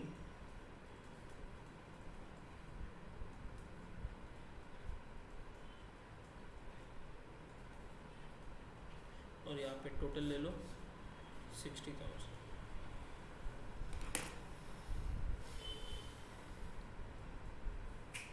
समझा, पक्का। ये एक तरीका था, तरीका इन द सेंस कैलकुलेशन का तरीका, और ये कब यूज़ करेंगे, ये डेटा के ऊपर दिया हुआ होगा कि किस तरीके का डेटा आपको दिया, ठीक है। एक और, अभी अपन ने अभी तक जितने क्वेश्चंस देखे हैं डिबेंचर के, सारे redeemable at the end of last year थे, बराबर ना। लेकिन अगर मैं क्वेश्चन में थोड़ा ट्विस्ट लाऊं और मैं ये बोलूं कि मान लो अभी अपन एग्जांपल है ना 1000 रुपीज़ के डिबेंचर का लेते हैं सिंपल रखने के लिए। 1000 रुपीज़ का डिबेंचर है, मैं हर साल 5 इयर्स का पीरियड है, 5 इयर्स का पीरियड है, मैं हर साल 20% रिडीम करूंगा, मैं हर साल 20% रिडीम करूंगा। समझ में आ रही है मेरी बात? पक्का? मतलब हर साल 200 रुपए का रिडम्पशन होने वाला है। Eight the end of 5th year 200 रुपए का रिडीम हो जाएगा, मैंने 1000 रुपए दे दिए। समझा? पक्का? लेकिन मैंने डिस्काउंट पे इशू किया है। अभी यहाँ पे डिस्काउंट का एलोकेशन हर एक ईयर में कैसे होगा, ये बहुत इंपॉर्टेंट चीज़ है। तो इसको अपन कुछ इस तरीके से समझते हैं। मान लो ये फर्स्ट ईयर है, ये सेकंड ईयर है, ये थर्ड ईयर है, ये फोर्थ ईयर है और ये 5th ईयर। ठीक है, मैंने फर्स्ट ईयर में मेरे पास 1000 रुपये के डिबेंचर, फर्स्ट ईयर में मैंने 1000 रुपये का डिबेंचर इशू किया। मैंने बोला कि मैं हर साल के एंड में मैं क्या करूँगा, 200 रुपये रिडीम करूँगा, बराबर। मतलब सेकेंड ईयर में मेरे पास कितने के डिबेंचर थे, थर्ड ईयर में, फोर्थ ईयर में, 5th ईयर में, बराबर ना। 5th ईयर के एंड में वो 200 रुपये भी मैं रिडीम कर दूंगा, जीरो हो जाए, हाँ या ना। अभी मुझे एक बात बता, मुझे अगर रिडीम करना मैं 5 इयर्स में और इस तरीके से रिडेम्पशन करने वाला हूँ, तो अभी जो डिस्काउंट है ना, ये हमारा जो रेशियो है ना, ये बदलेगा। और इसका कैलकुलेशन कैसे होगा हम वो देखेंगे। तो क्या सिंपल सी बात बोली यहाँ पे कि तुमने कितने रुपए का बेनिफिट डिराइव किया, उसके हिसाब से तुम डिस्काउंट को P&L में ट्रांसफर करोगे। समझ में आ रही मेरी बात? पक्का? फर्स्ट ईयर में मैंने कितने रुपए का बेनिफिट डिराइव किया, 1000 रुपीज़ का। सेकेंड ईयर में मैंने कितने रुपए का बेनिफिट डिराइव किया, 800 रुपीज़ का, बराबर ना। फर्स्ट ईयर में यहाँ ये एंड हो रहा है मान लो, ठीक है। तो फर्स्ट ईयर में मैंने 1000 का बेनिफिट डिराइव किया, सेकेंड ईयर एंड में मैंने 800 का बेनिफिट डिराइव किया, हाँ या ना। 1000, 800, फिर 600, फिर 400, फिर 200, इसी रेशियो में आपको डिस्ट्रीब्यूट करना है। मतलब अगर मैं यहाँ पे 0 कट कर दूँ तो सिंपल सी बात है, 10:8:6:4:2 इस रेशियो में मैंने ये किया, बेनिफिट डिराइव किया।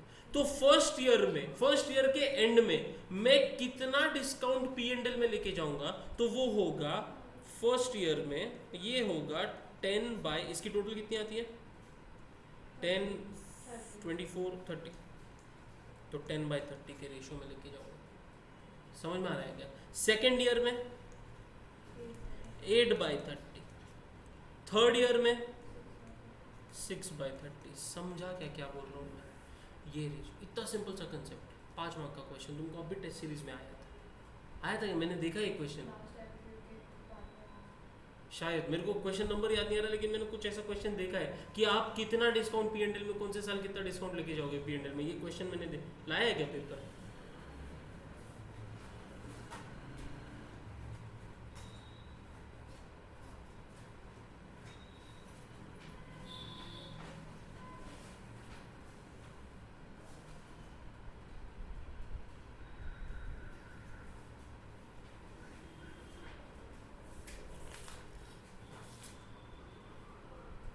टेन, 20, 30, 40।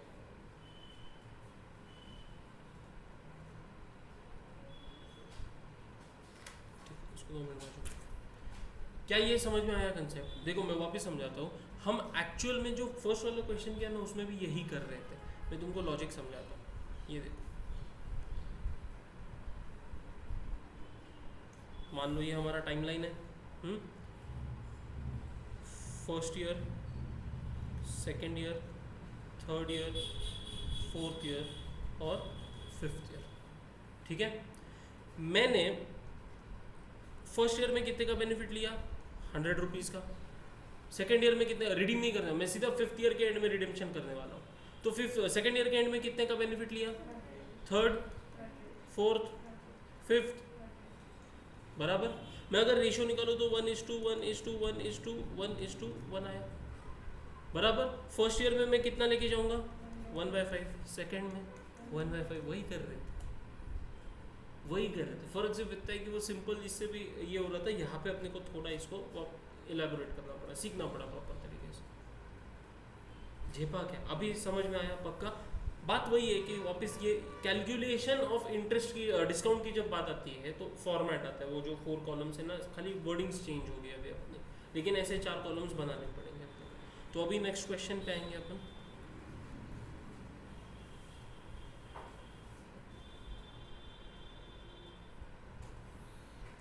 Question number 40।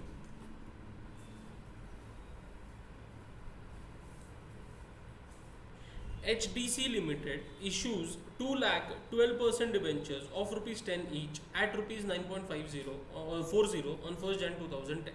मतलब 0.60 का पर डिबेंचर डिस्काउंट, टोटल डिस्काउंट 1,20,000 का, क्योंकि 2 लाख इशू किए, 2 लाख इंटू 0.60, समझा।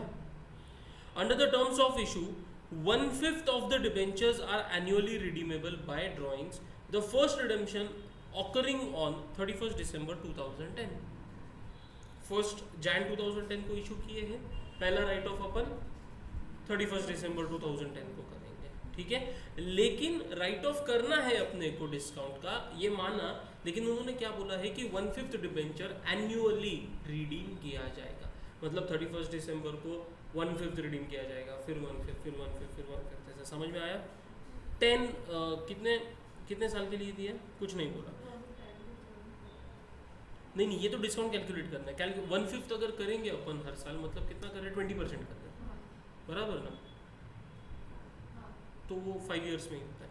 Calculate the amount of discount to be written off from 2010 to 2014, ठीक है। तो इसी को सॉल्व करेंगे, स्टडी मटेरियल का ये क्वेश्चन है। सबसे पहले लिखेंगे टोटल डिस्काउंट, हमको ये कैलकुलेट करना ज़रूरी होता है। Total discount is equal to 2 lakhs debentures है इंटू 0.60 पर डिबेंचर डिस्काउंट, ये आता है 1,20,000।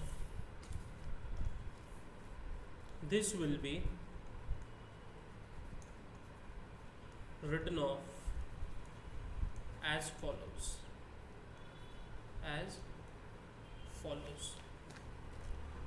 सबसे पहले year and,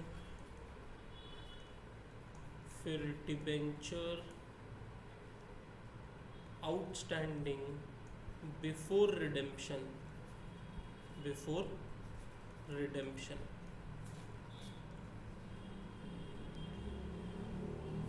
ratio of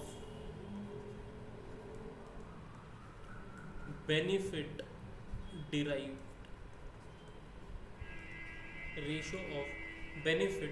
logic वही है, नाम चेंज हो रहा है खाली। रेशियो ऑफ बेनिफिट डिराइव्ड और amount of discount to be written off, amount of discount to be written of. अभी क्या करना है पता है क्या आपको, मतलब हमको इसको प्रेजेंट कैसे करना है, यहाँ पे ना कैलकुलेशन दिखाएंगे हम लास्ट कॉलम में, और फिर अमाउंट कैलकुलेट करेंगे। पहले कैलकुलेशन दिखाएंगे, फिर उसके बाद अमाउंट लिखेंगे। तो 2010 ईयर एंड 2010, बराबर ना, फिर 2 लाइन छोड़ना और फिर लिखना 2010 year and 2011 year and 2012 year and 2013 और ईयर एंड 2014। ईयर एंड 2010, अभी हेडिंग क्या है देखो, debenture outstanding before redemption. Total कितना डिबेंचर अकाउंट में पैसा गया अपना, 2 lakhs इंटू फेस वैल्यू क्या थी, मतलब 20 lakhs। तो 2010 के ईयर एंड में जो रिडेम्पशन होने वाला है, उसके पहले आउटस्टैंडिंग अमाउंट कितना था, 20 lakhs, बराबर। फिर हमने 1/5 रिडीम किया, 1/5 कितना आता है, 20 lakhs का 1/5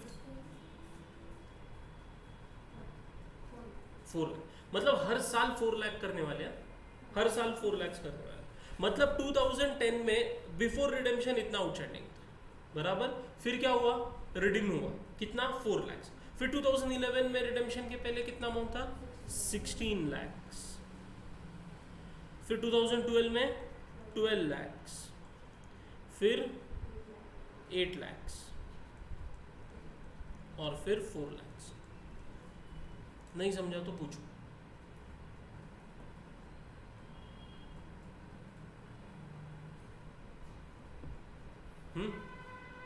समझा या नहीं समझा? ओके।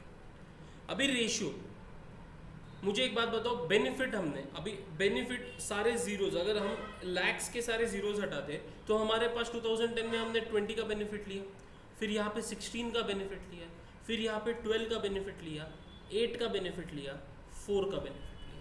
समझ रहे हो? इसकी हमको टोटल लेनी है, इसकी हमको टोटल लेनी है 30, 40, 50, 60। समझा?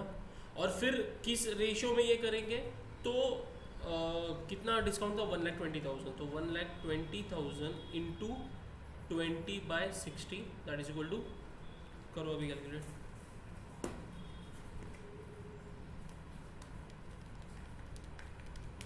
40,000। समझ रहे? अभी इधर तक कंप्लीट करो फिर आगे करते।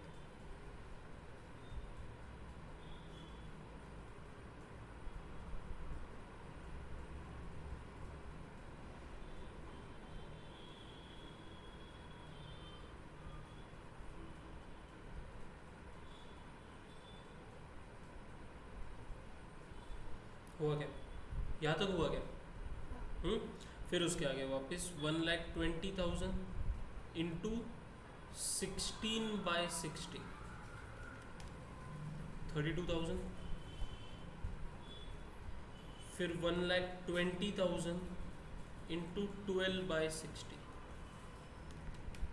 ये आया 24,000,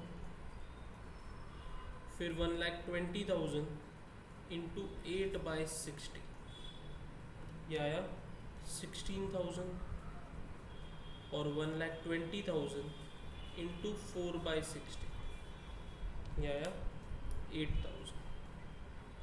और आगे जो इज इक्वल टू के आगे अमाउंट लिखी है उसकी टोटल हम लेंगे 1,20,000।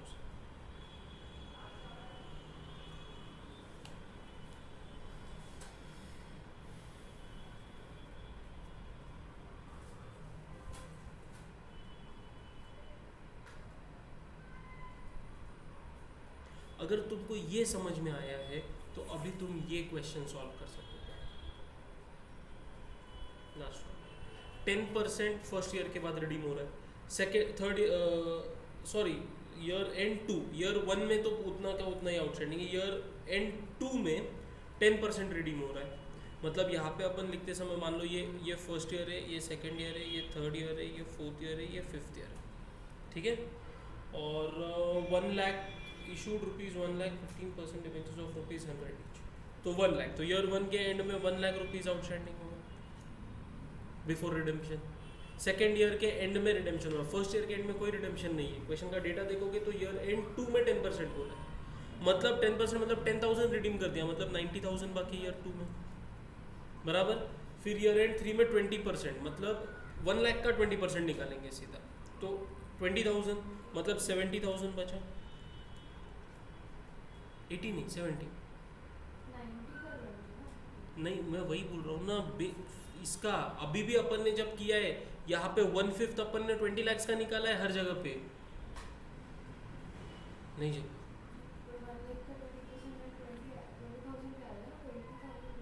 हाँ तो 10,000 यहाँ पे रिडीम किए ना सेकेंड ईयर के एंड में, तो -90 में से करेंगे, कैलकुलेट 1 लाख का करेंगे, माइनस प्रीवियस ईयर में से करेंगे, समझा।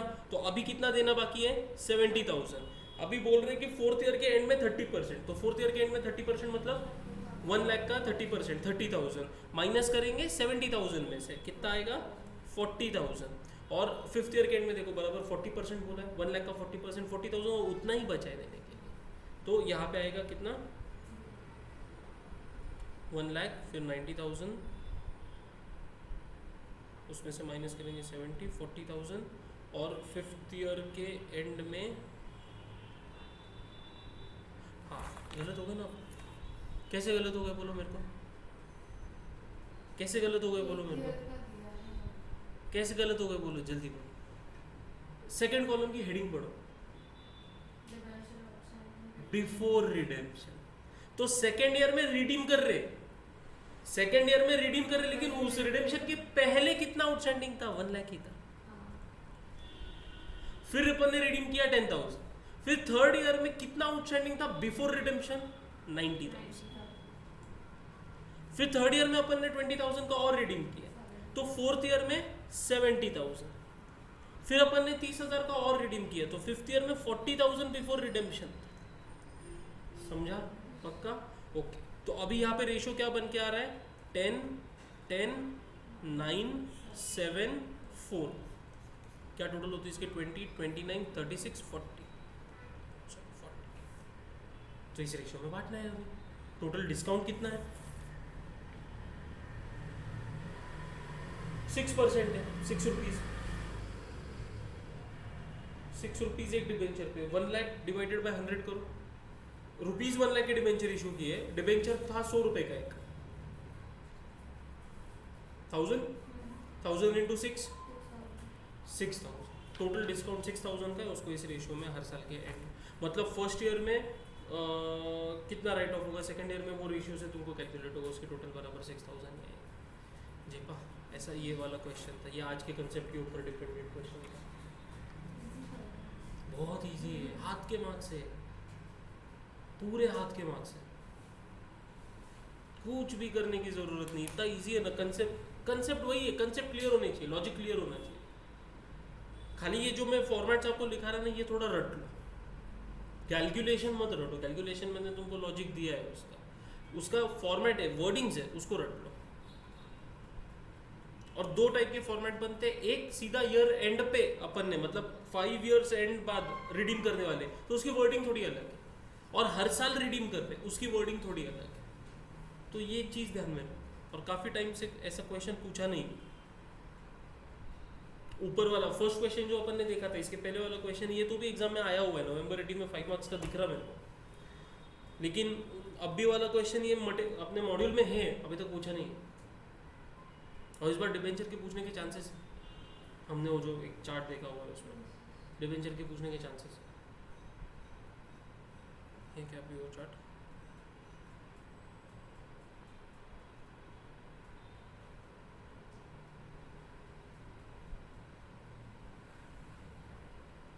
क्वेश्चन पेपर कल देखेंगे। लेकिन समझ में आ रहा है कि अब सब कुछ हो गया, अभी खाली एक कंसेप्ट बचा, सिर्फ एक कंसेप्ट बचा, बाकी पूरा चैप्टर ओवर है। कॉन्फिडेंस आ रहा है क्या डिबेंचर में? पक्का। इशू ऑफ शेयर्स भी पक्का हो गया है, इशू ऑफ डिबेंचर्स भी पक्का हो गया है। आया तो 10 मार्क के लिए कंपनी अकाउंट्स का चैप्टर आता, नहीं तो 15 मार्क के लिए आता। कितने भी मार्क को मान दो, 1 मार्क नहीं जाना चाहिए। सिर्फ थोड़ा नरेशन देखते हैं, ईजी है नरेशन में, ज़्यादा उलझने का नहीं, सिंपल रखने का नरेशन। लेकिन मैंने इशू ऑफ शेयर्स में बताया था कि हर एक चीज़ है ना, वो मेंशन करनी है नरेशन, मतलब कितने नंबर ऑफ शेयर्स, डिस्काउंट पे किया है या प्रीमियम पे किया है। डिस्काउंट तो नहीं हो सकता शेयर्स में, प्रीमियम पे किया है क्या, कैसे किया है, कितने रुपए का था, कॉल्स इन एरियर्स हुआ है तो कितने शेयर्स का हुआ है, कॉल्स इन एडवांस में तो कितना इंटरेस्ट दिया तो कितने रेट पे। ये नरेशन में ये चीज़ें मेंशन करो, नंबर ऑफ शेयर्स एंड उसके रिलेटेड के जो भी पर्टिकुलर्स रहेंगे, समझ रहे, ये चीज़ मेंशन करो। बाकी सिंपल रखो नरेशन, अपने लैंग्वेज में सिंपल से लिख दो, ठीक है। ओके, तो वैसे तो आज कंप्लीट हो जाना चाहिए था, लेकिन रुकते आगे के जो क्वेश्चन है ना, हाँ मतलब कॉन्सेप्ट क्लियर करना है, और फिर थोड़ा बड़े क्वेश्चन हो जाते हैं। क्वेश्चन नंबर 15, क्वेश्चन नंबर 16 ये कल देखेंगे, और कल अपन वो इशू ऑफ शेयर का एक क्वेश्चन बचा है वो भी करेंगे, और वाइंड अप कर देंगे इशू ऑफ मतलब कंपनी अकाउंट्स को पूरी तरीके से। तुमको समझ रहा ना? पक्का ना? कॉन्फिडेंस आ रहा ना? सॉल्व कर सकेंगे, खाली प्रैक्टिस रखो।